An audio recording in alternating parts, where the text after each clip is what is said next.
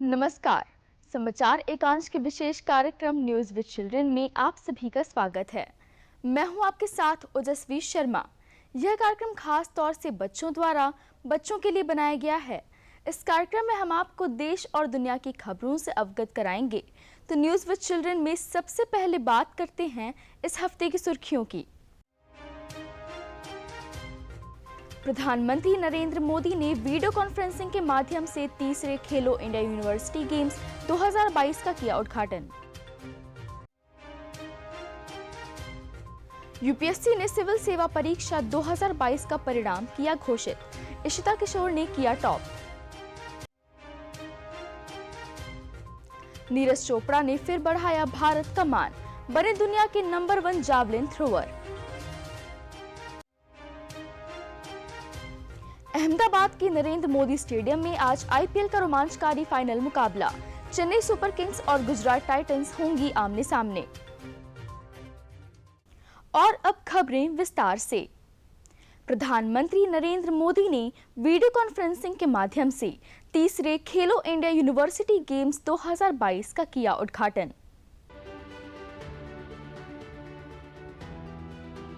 प्रधानमंत्री नरेंद्र मोदी ने वर्चुअल माध्यम से लखनऊ में तीसरे खेलो इंडिया यूनिवर्सिटी गेम्स का उद्घाटन किया। पीएम ने कार्यक्रम को संबोधित करते हुए कहा कि पिछले 9 वर्षों में देश में खेलों का नया युग शुरू हुआ है। ये विश्व में भारत को एक खेल शक्ति बनाने का ही नहीं है, खेलों के माध्यम से समाज के सशक्तिकरण का भी नया दौर है। प्रधानमंत्री ने कहा कि नई शिक्षा नीति में खेल अब पाठ्यक्रम का हिस्सा है तथा खेल विश्वविद्यालय की स्थापना होने से इस दिशा में काफी मदद मिलेगी। खेलों के लिए बजट में 3 गुना वृद्धि हुई है और खेलों पर करोड़ों रुपए खर्च हो रहे हैं। इनमें से काफी उत्तर प्रदेश में भी खर्च हो रहा है। तो वहीं खेल मंत्री अनुराग सिंह ठाकुर ने कहा कि प्रधानमंत्री नरेंद्र मोदी के नेतृत्व में खेलो इंडिया गेम्स ने नए भारत के युग में प्रवेश किया है। देश भर से जमीनी स्तर से आए प्रतिभावान एथलीटों के उभरने से भारत की खेल शक्ति को गति मिली है।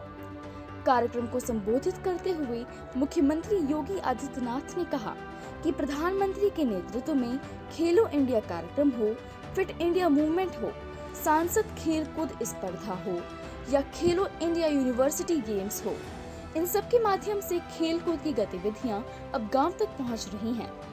प्रदेश में खेल कूद की गतिविधियों में तीव्र गति से वृद्धि हुई है। पूरे प्रदेश में खेल के मैदान और मिनी स्टेडियम के निर्माण का काम तेजी से चल रहा है। प्रधानमंत्री नरेंद्र मोदी को पापुआ न्यू गिनी और फिजी ने अपने सर्वोच्च सम्मान से नवाजा। प्रधानमंत्री नरेंद्र मोदी को फिजी और पापुआ न्यू गिनी के सर्वोच्च सम्मान से नवाजा गया। इन देशों ने ये सम्मान पीएम मोदी द्वारा ग्लोबल साउथ के मुद्दे को आगे ले जाने और उनके वैश्विक नेतृत्व के लिए दिया है। फिजी के प्रधानमंत्री सितिवेनी राबुका ने सर्वोच्च नागरिक सम्मान companion of the order of Fiji से पीएम मोदी को सम्मानित किया। तो वहीं पापुआ न्यू गिनी के governor general sir Bob Dadae ने अपने सर्वोच्च सम्मान the grand companion of the order of लोगोहू से पीएम मोदी को सम्मानित किया।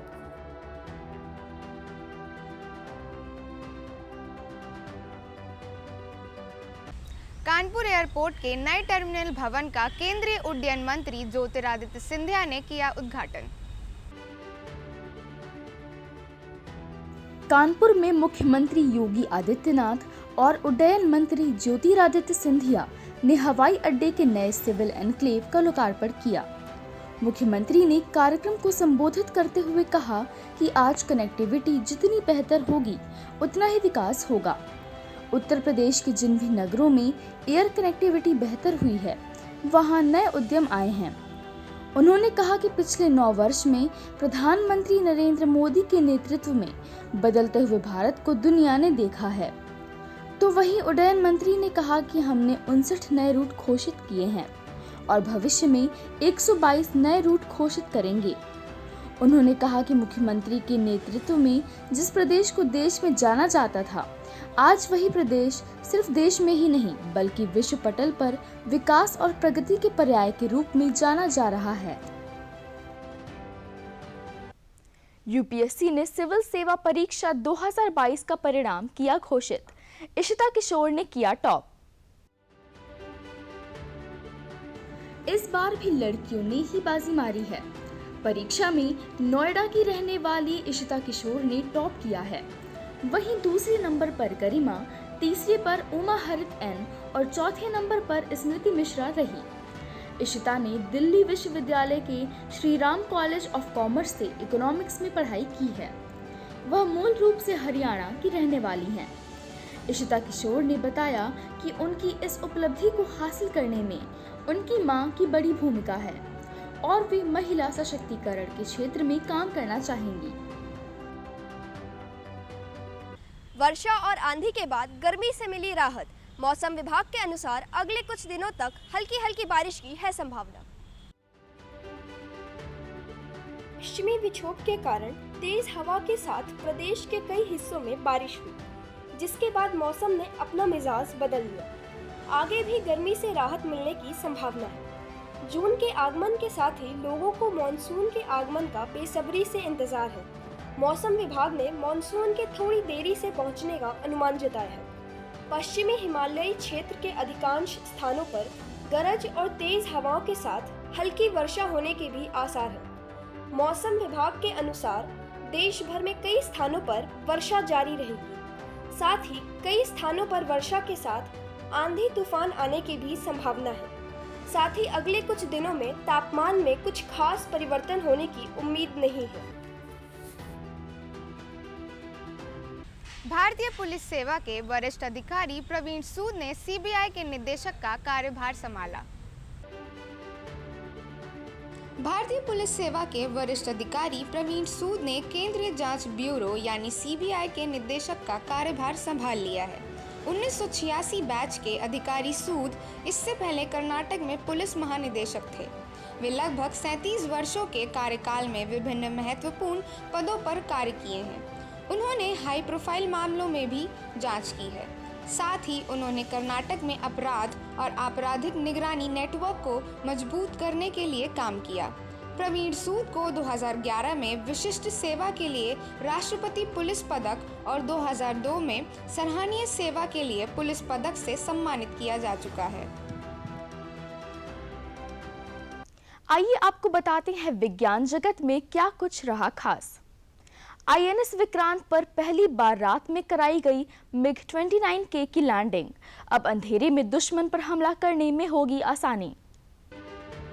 भारतीय नौसेना की विमान वाहक युद्धपोत आईएनएस विक्रांत पर पहली बार रात में MiG-29K फाइटर जेट की लैंडिंग कराई गई। यह एक बड़ी सफलता है क्योंकि जंग के दौरान हमारे फाइटर जेट रात में भी एयरक्राफ्ट कैरियर पर लैंडिंग कर पाएंगे।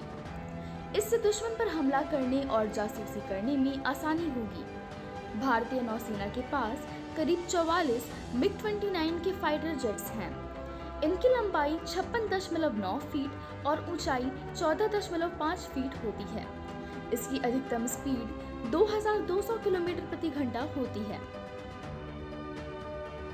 इसरो 29 मई को श्रीहरिकोटा के सतीश धवन अंतरिक्ष केंद्र से GSLV F-12 निगरानी उपग्रह का करेगा प्रक्षेपण। भारतीय अंतरिक्ष अनुसंधान संगठन आंध्र प्रदेश में श्रीहरिकोटा के सतीश धवन अंतरिक्ष केंद्र से 29 मई को सुबह 10:42 पर GSLV F-12 निगरानी उपग्रह का प्रक्षेपण करेगा। यह अगली पीढ़ी के NAVIC उपग्रह को ले जाएगा जो IRNSS फर्स्ट G उपग्रह का स्थान लेगा। NAVIC में 7 उपग्रहों की स्थापना की गई है जो नागरिकों की ज़रूरतों और विशेष सामरिक जानकारी उपलब्ध कराएंगे। अब खबरें खेल जगत से। रूस के दानिल मेदवेदेव ने इटली ओपन टेनिस में पुरुष सिंगल्स का जीता खिताब। विश्व के नंबर 3 टेनिस खिलाड़ी रूस के दानिल मेदवेदेव ने इटली ओपन टेनिस में पुरुष सिंगल्स के फाइनल में डेनमार्क के होल्गर रून को 7-5, 7-5 से हराकर इटली ओपन टेनिस में पुरुष सिंगल्स का खिताब जीत लिया। मेदवेदेव का इस वर्ष का यह 5वां खिताब है और वे विश्व रैंकिंग में दूसरे स्थान पर पहुंच गए हैं। जबकि पुरुष डबल्स का खिताब मोनाको के ह्यूगो नाइस और पोलैंड के जेन जेलेंस्की ने अपने नाम किया। नीरज चोपड़ा ने फिर बढ़ाया भारत का मान, बने दुनिया के number 1 javelin thrower. Tokyo Olympic में स्वर्ण पदक विजेता भारतीय जैवलिन थ्रोअर नीरज चोपड़ा पुरुषों की भाला फेंक स्पर्धा में विश्व के नंबर 1 खिलाड़ी बन गए हैं। विश्व एथलेटिक्स की ओर से जारी रैंकिंग में नीरज चोपड़ा 1455 अंकों के साथ शीर्ष पर है। वे ग्रेनाडा के एंडरसन पीटर्स से 22 अंक आगे हैं। नीरज चोपड़ा 30 अगस्त 2022 से अभी तक विश्व रैंकिंग में दूसरे स्थान पर थे, लेकिन पीटर्स को पीछे छोड़कर वे इस सप्ताह शीर्ष पर पहुंच गए हैं।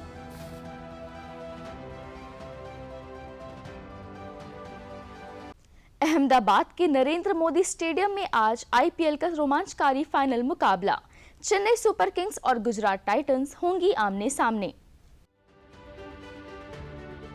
आईपीएल 2023 का फाइनल मुकाबला मौजूदा चैंपियन गुजरात टाइटंस और 4 बार की चैंपियन चेन्नई सुपर किंग्स के बीच आज अहमदाबाद के नरेंद्र मोदी स्टेडियम में खेला जाएगा।